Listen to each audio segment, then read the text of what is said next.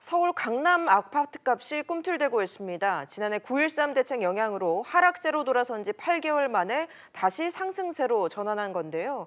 강남뿐 아니라 비강남권도 집값 하락세가 최근 둔화되는 모습입니다. 정부는 계속해서 규제 시그널을 보내고 있지만 시장에선 집값 상승에 대한 기대감을 키우고 있습니다.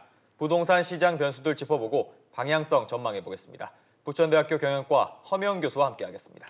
어서 오세요. 어서 오십시오. 예, 안녕하십니까. 네. 안정됐나 했는데 강남을 중심으로 집값이 다시 오르고 있거든요. 최근에 부동산 시장 동향이 어떻습니까? 예, 우리가 이제 급등 증세를 보였던 작년에 이제 부동산 시장이 정부의 강력한 대출 규제에 의한 9.13 부동산 대책 이후에 상당한 이제 진정 국면에 들어섰다고 이렇게 많이 말씀을 하셨고요. 네. 특히나 이제 그 대책 이후에는 전국적으로 이 거래 절벽 현상이 나타나다 보니까 일각에서 이제 부작용을 우려한 목소리들이 많이 나왔었습니다. 네. 그런데 이제 현장의 목소리를 들여다 보면 서울 지역의 주택 가격 중에서 투기 심리가 사라졌던 일부 지역에 대한 매물 가격만 떨어졌을 뿐이지 대부분에 대한 주택 가격은 예전 수준을 유지를 하고 있거나 또는 이제 상승하고 있다라고 말씀을 하고 계시는데요.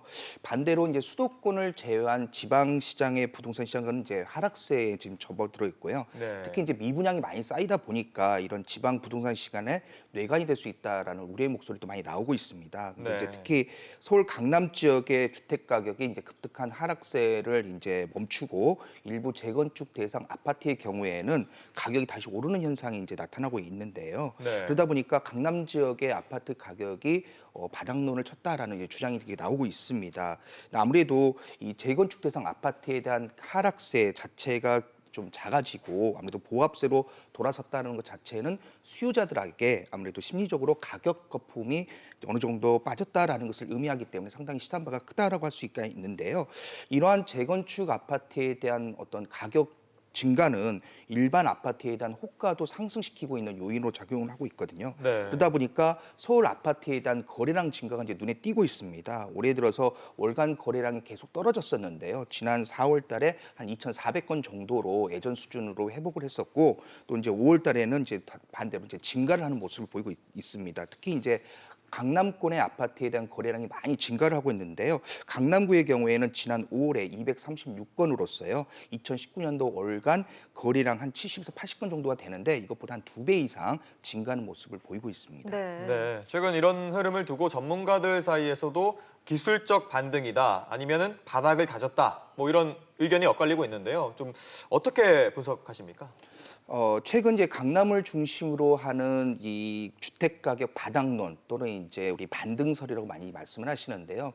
뭐 저를 포함한 뭐 대부분의 전문가들께서는 글쎄라는 뭐 단어로서 표현을 하시거나 또는 예. 뭐 벌써라는 단어로 이렇게 많이 표현을 하시는데요. 네. 서울 주택 가격에 대한 하락세는 어느 정도 수그러졌다라고 보여 있습니다. 그런데 이제 이러한 원인 중에 하나가 그동안 이제 급매물이 쌓였던 부분이 소진되거나 일부 이제 노열층 판매에 따른 일시적인 변동으로 이렇게 보이고 있고요. 네. 작년 9.13 부동산 대책 이후에 급락했던 이런 어떤 반발 심리가 작용을 하다 보니까 아파트 가격 호가가 상승했다라고 볼 수 있겠습니다. 여기에는요 아무래도 거래량 자체가 아직도 여전히 좀 작고요. 그다음에 이제 상승 동력 자체가 많이 부족하다는 점에서 과거처럼 급등하는 그런 모습이 보이지 않을 것으로 예상을 하고 있는데요. 예. 최근 이제 서울 아파트 거래가 이제 증가하는 경우에는 낙폭이 많이 컸던 재건축 대상 아파트에 대한 급매물을 대상으로 해서 대기 수요가 움직이는 것으로 이렇게 파악을 하고 있고 특히 이제 우리가 봄 이사철을 맞이하다 보니까 신혼부부 등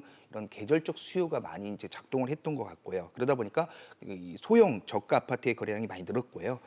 최근 이제 서울 강남구에 있는 아파트 가격 변동률이 하락세가 멈추고 보합세를 이제 유지를 하고 있는데 아무래도 이런 여러 가지 원인들도 있겠지만 이제 미국의 기준금리 인하의 가능성 또는 동결이 되었다라는 부분 때문에 아무래도 대출에 대한 이자 부담이 상당히 경감됨으로써 주택 가격이 앞으로 좀 더 떨어질 것이 아닐까라는 이런 심리적 기대감 이런 정도의 효과로서 풀이할 수 있다라고 보이겠습니다. 그런데 이제 아무래도 가장 컸던 문제가 정부의 강력한 이제 규제 정책이라고 할 수가 있겠는데요. 네. 대출을 억제하고 특히나 이제 다주택자에 대한 세금에 대한 부분을 강화하다 보니까 이런 규제 정책에 의해서 상당히 이 투자에 대한 부분이 많이 위축되어 있습니다. 또한 이제 입주 물량이 증가하는 부분도 아파트 가격 급등에 힘을 실어주지 못하고 있는데요. 입주량 증가 자체가 아파트 매매 가격과 직접적인 영향을 주지는 않고 있지만 또 매물이 많게 되면 전세 가격이나 월세 가격이 떨어지게 되고 따라서 이에 따른 매매 가격도 떨어질 수밖에 없는 그런 압력으로 작용이 될 수밖에 없습니다. 그래서 정부의 이런 강력한 대출 규제와 같은 이런 억제 정책이 바뀌지 않는 한 다시 이제 상승할 수 있는 그런 좀 여력이 많이 부족하지 않을까라고 이렇게 생각하고 있습니다. 예. 예. 최근에 집값이 다시 꿈틀거려서일까요? 주택도시보증공사가 고분양가 심사 기준을 강화하기로 했습니다. 이게 서울 재건축 아파트 값에 어떤 영향을 줄까요? 예, 이번 주택도시보증공사가 고분양가 관련해서 개선안을 발표했는데요. 최대 10%포인트까지 이제 분양가를 통제하겠다라는 내용이 이제 주된 골자인데요. 예. 아무래도 서울 지역의 대부분의 신규 공급 물량은 재개발이나 재건축 물량에 많이 집중이 되어 있습니다. 그러다 보니까 이 재건축이나 재개발 사업 같은 경우에는 일반 분양을 통해서 많은 수익을 올려야지만이 조합원들의 부담이 경감이 되다 보니까 사업이 많이 빨리 진행이 될 수가 있는데요. 분양가를 억제를 하게 되면 아무래도 조합원들의 수익이 감소할 수밖에 없기 때문에 사업 지연이 일어날 수밖에 없다라는 거죠. 네. 그러다 보니까 일부 지역 같은 경우에는 이제 후분양 제도를 좀 도입하지 않을 것인가라고 좀 이게 예측이 되고 있는데요.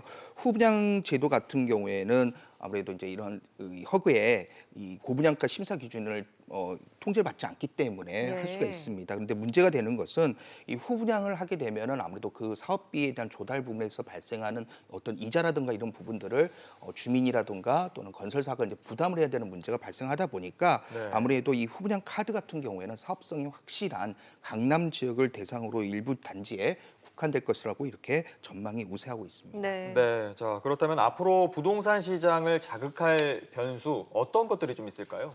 예, 앞으로 부동산 시장을 자극하는 변수 중에 가장 대표적인 경우가 이제 우리 기준금리에 대한 인하 부분이 있겠는데요. 예. 기준금리가 인하가 되면 아무래도 이제 그 시중에 있는 유동자금이라는 부분이 부동산 시장이라든가 주식 시장으로서 눈을 돌릴 수밖에 없는 그런 상황이 있을 것 같고요. 네. 특히나 가장 대표적인 경우가 저는 이제 수요와 공급의 법칙에 의한 이 공급의 좀 감소 부분이라고 이렇게 말씀을 드릴 수가 있겠습니다.